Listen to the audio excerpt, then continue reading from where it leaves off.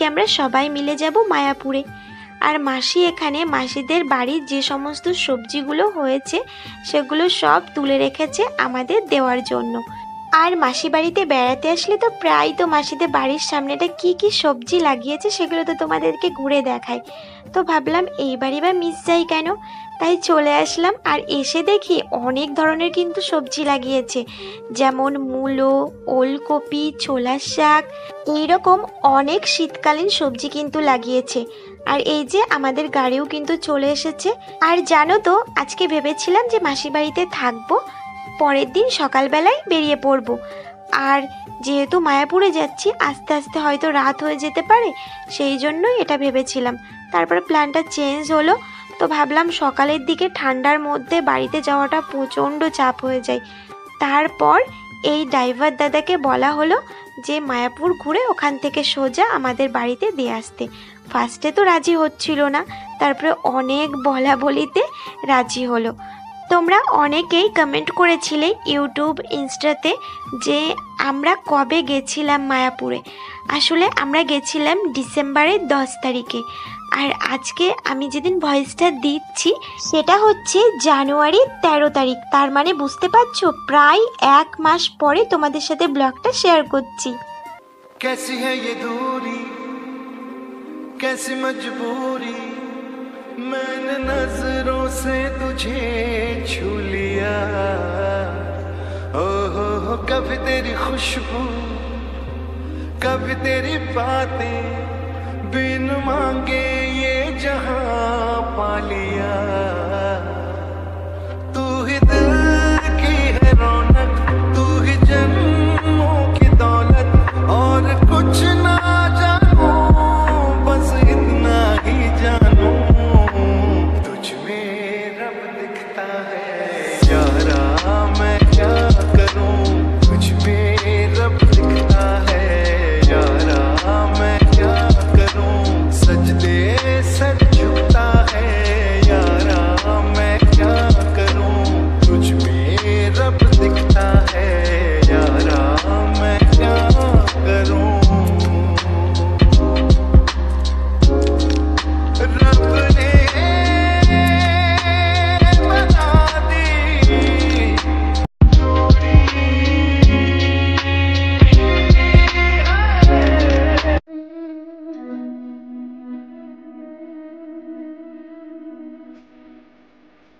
মনের শান্তি কি জিনিস, এটা কিন্তু এখানে না আসলে বুঝতে পারতাম না। মায়াপুর জায়গাটা কিন্তু এমনি এমনিই নামটা হয়নি, মানে সত্যি জায়গাটায় যেন মায়া জড়ানো আছে। আর জানো তো, এই জায়গাটায় আসার জন্য আমার অনেক দিনের ইচ্ছা ছিল যে কবে যাব এই জায়গাটায়, কবে নিজের চোখে দেখতে পারবো। এত এত মানুষের কাছে এত এত কথা শুনেছি, তবে আসার সুযোগটা হয়ে ওঠেনি। আজকে কিন্তু বলতে পারো কৃষ্ণেরই ইচ্ছায় কিন্তু এখানে আসতে পেরেছি। আর আমরা যখন মাসি বাড়ি থেকে বেরিয়েছিলাম তখন কিন্তু একটু দুপুর দুপুর নাগাদই বেরিয়েছিলাম, কারণ বাড়ির থেকে কিন্তু আমরা প্ল্যান করেই এসেছি যে এখানে কিন্তু অনেকটা সময়ই আমরা থাকবো, মানে একদম সন্ধ্যা আরতি দেখে তবেই কিন্তু বাড়িতে যাব। আর যে টাইমটায় আমরা মায়াপুরে এসে পৌঁছেছিলাম সেই টাইমটায় তো সমস্ত মন্দিরগুলো বন্ধ ছিল। সেই ফাঁকে আমরা কিন্তু আর যেখানে যেখানে ঘোরার জায়গা সেগুলো সমস্ত কিন্তু ঘোরা শুরু করে দিয়েছিলাম। আর বিশেষ করে এই জায়গাটায় কিন্তু অনেকটা সময় কাটিয়েছিলাম।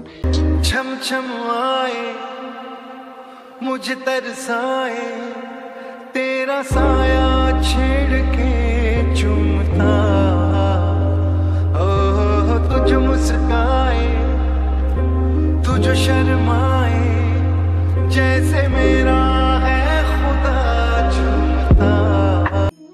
জানো তো, আমি কিন্তু একটা জিনিসই ভাবছি যে কখন মন্দিরের দরজাগুলো খুলবে আর কখন নিজের চোখে রাধাকৃষ্ণকে দেখতে পারবো। মানে মনে হচ্ছে আর যেন তরই সহ্য হচ্ছে না। আর মায়াপুরের সব থেকে বড় যে মন্দিরটা, ওটা না এখনো কিন্তু ওপেনিং হয়নি। ওটা ওপেনিং হতে হতে 2025 কি 26 সালে প্রথমের দিকে ওপেনিং হতে পারে। আর এই দেখো, হাঁটতে হাঁটতে কিন্তু আমরা এবার গোশালাতেও চলে এসেছি।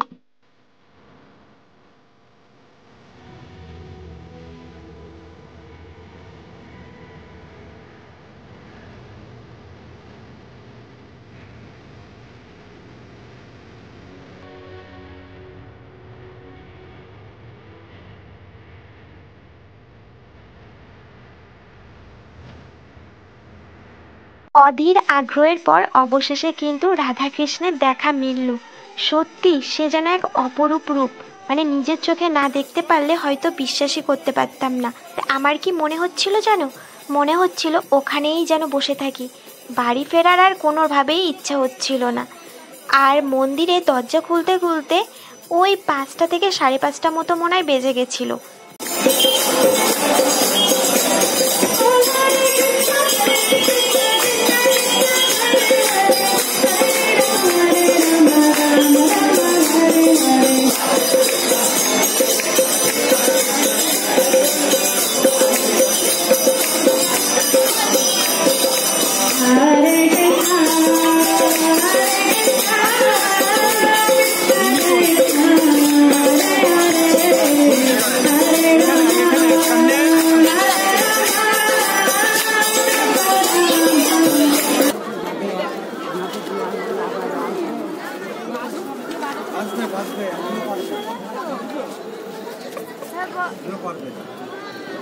তো আজকের মতো আমাদের কিন্তু মায়াপুর দর্শন এখানেই শেষ।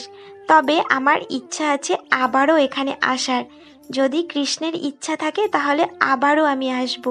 তো আমরা কিন্তু একেবারে সন্ধ্যা আরতি টারতি দেখে তারপরেই বাড়ির দিকে রওনা দিলাম। মানে এখন সোজা যাব আমাদের বাড়িতে, তারপরে আমাদেরকে নামিয়ে দেওয়ার পর মাসি আর মেশো সোজা বিননগরে চলে যাবে। তো আজকের ব্লগটা কিন্তু এই পর্যন্তই। তোমাদের যদি ব্লগটা ভালো লেগে থাকে তাহলে অবশ্যই একটা লাইক করে দিও, আর কমেন্ট, শেয়ার আর সাবস্ক্রাইব করতে কিন্তু একদম ভুলো না। So tata.